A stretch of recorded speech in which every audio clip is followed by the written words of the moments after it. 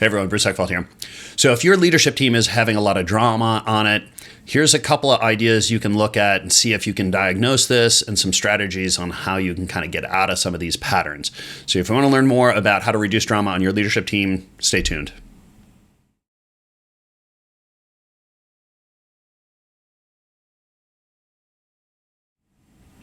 Everyone, Bruce Eckfeldt. So wanted to talk about drama on leadership teams, really on any team. This is a pattern that I look for, and it's a pretty classic psychological pattern that I find on a lot of teams, a lot of groups where we've got a lot of drama. And these are roles that typically people fall into. And at different times, people can be on different roles. But anytime we've got a drama situation, this is a good way to kind of diagnose things a little bit and see the patterns. And I'll give you some strategies on how you can change those dynamics and hopefully reduce the amount of drama and really kind of get to the issues and move through them, and so we can really focus on being a high performance leadership team and really kind of getting the results that we want. So the pattern that we're looking for is what we call the drama triangle, right? And the three roles in this drama triangle are victim, villain, and hero. So I'll go through each one of these and kind of explain what they are. But typically what I find is that these kind of drama situations, you can start to identify either where other people or honestly where you are falling into one of these roles. And I'll give you some strategies on how you can kind of change your thinking or change your mindset around it to kind of break that pattern and hopefully create some new results, new interactions that are going to be more effective, more productive, and get you the results that you want. So the first role that I find in these drama triangles is usually the easiest to identify is the victim, right? This is the person that feels persecuted, that feels like everyone's out to get them, or at least external things or other people are causing the situation where they are powerless and causing the frustration and preventing them from getting things done, being obstacles, right? So anytime I hear anyone kind of having that kind of language, using that mindset, like it's pretty clear they're in a victim mode. And this is the first one to find, and it's usually the easiest, and that will begin to understand, okay, what's going on here.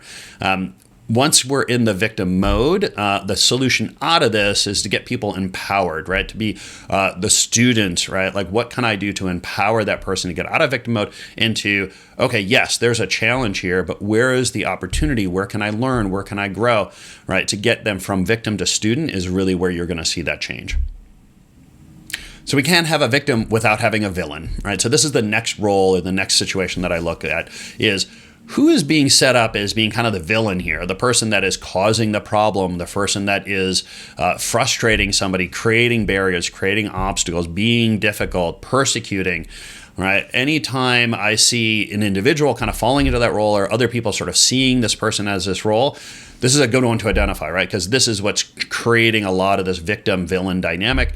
So find the villain and figure out what's going on. The solution here is to move them from this kind of person that's being difficult to someone who's trying to kind of get something done, right? Is holding up some kind of standard, is trying to achieve something, is trying to meet a deadline, right?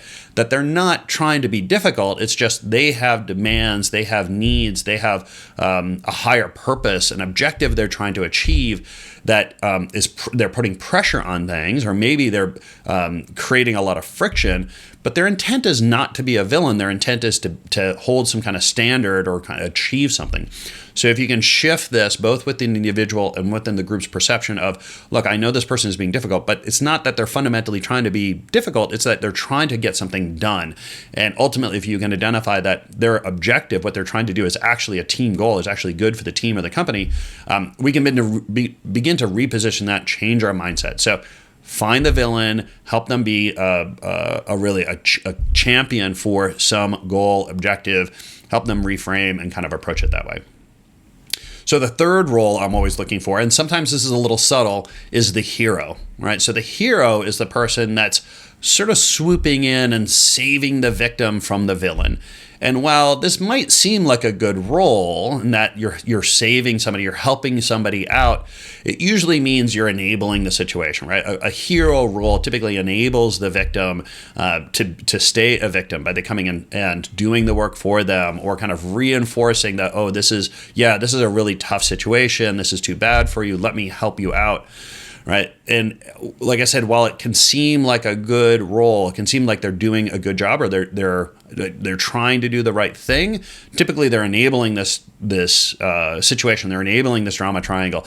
And one of the best ways you can really sort of change the dynamic is not let the hero be a hero, is to shift the hero to coach, right? So rather than coming in and saving the victim, helping coach the victim to become the student, right? So going in and enabling them, giving them power, helping them work through their own problems, right? So not solve the problem for them, but help facilitate the process where they can solve it for themselves, and not and help the villain as well, right? So rather than being this kind of hero-villain dynamic, right? I'm now helping coach the whole situation. So if you see a hero, while it may look like they're trying to do the right thing, which I'm sure they are, but instead help them move into this coach role. So this is a really kind of key one. It can be very subtle. It's a tough one to do, but find the hero, help them be a coach.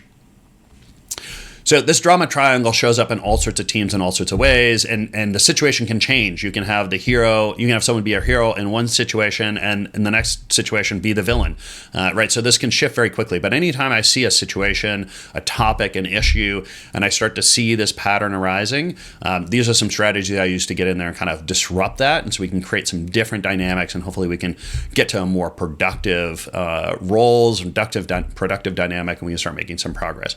If you want to learn more, I've got an Inc. article on this. You can email me, bruce@eckfeldt.com. It gets into a whole bunch of details. If you have questions or you feel like you may be in this situation, you're having a difficult time diagnosing this, email me, bruce@eckfeldt.com. Happy to go through the situation. I'm a strategic leadership coach. I work with companies on developing highly differentiated strategies and building up high-performance leadership teams to execute on them. If you want to learn more about that, go to my website, eckfeldt.com.